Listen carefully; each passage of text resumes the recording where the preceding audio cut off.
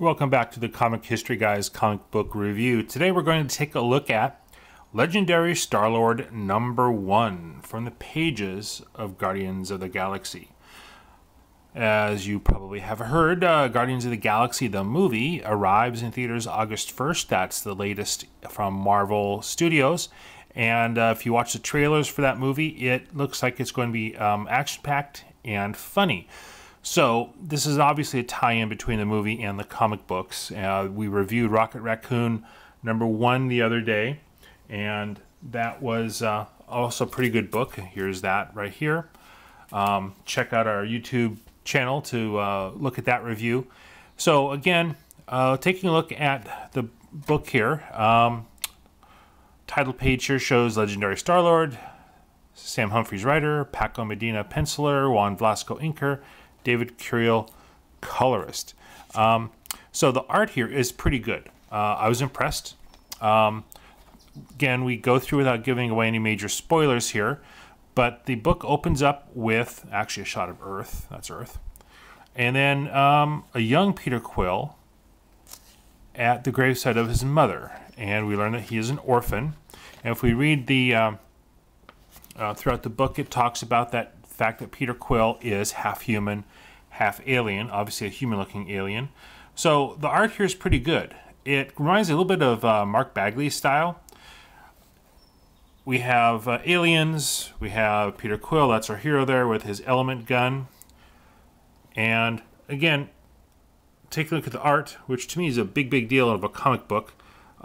We have good definitions. We can tell the emotions of the characters. We can tell who they are. That's obviously a bad guy. That's a Badoon, by the way. Alien race, not known for being nice to people. And we have action. We have intrigue. I won't get into the great major story pieces because, hey, that's what reading the book is for. But give you a look at the art. I was happy with this book. Very happy. We have some obvious tie-ins, and again, if you've seen this trailers for Guardians of the Galaxy, as well as comments from our Rocket Raccoon review, they're making some, shall we say, Star Wars type references. I mean, basically Peter Quill is Han Solo as a Marvel comic character with a different name. A rogue, an adventurer, a karaoke singer. There's Groot and his friend Rocket Raccoon doing karaoke. It's a cameo. So Peter Quill ends up in jail because he owes some bad space lord criminal boss something. Gee, sounds like Han Solo and Jabba the Hutt. But they make it work, and that's, I think, an addition, not a detraction.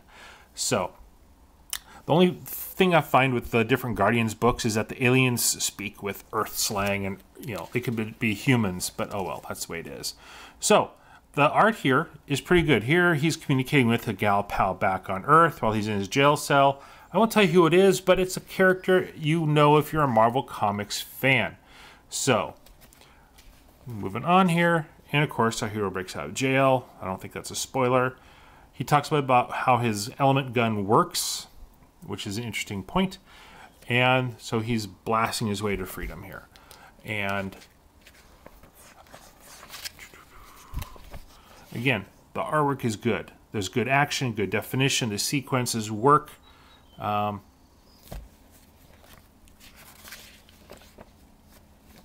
we get to the bottom here. So again, here's the tie-in to Guardians of the Galaxy. Big old one-page ad here. And that's Chris Pratt as Peter Quill. And then compare that picture with our friend here. Similar. I'm really looking forward to hearing Vin Diesel play Groot. But anyway, moving on. This is a good book, and it shows toward the end, if we didn't know already, our friend has a heart of gold. And then flashback back to when he is a kid, and he comments that he hates life on Earth, but he loves it in space. So here, the end here, he's going through space, Krakoom. If you know anything about Star Trek or Star Wars, you probably figured there's a tractor beam involved. I'm not going to turn the next page because it's a bit of a spoiler. I won't give you that. But it definitely sets up Star-Lord #2, which we'll take a look at when that comes out. Again, good book. We enjoyed this. Good art, good storytelling, good characterizations. This was pretty much a introduction of who Star-Lord Peter Quill is for people who are not that familiar with him. And I've read a few of his adventures from the past with the Guardians and by himself. And this definitely fits, and it fits the character we see in the trailers for the movie. So they're trying to hook fans to connect with the book and then also with the movie. Clearly, it's good marketing. Disney and Marvel are good at that. And I wish them a lot of luck. I like the comic book, and I'm sure we will like the movie. And we will review that movie after it comes out in early August. So, we're going to review the Guardians of the Galaxy #1 book that came out the same day that this did with Rocket Raccoon. And we'll do that here in just a little bit. So, hop over to our YouTube channel subscription button. Hit that button, and then you will get our updates as they are uploaded. Thank you all. Enjoy.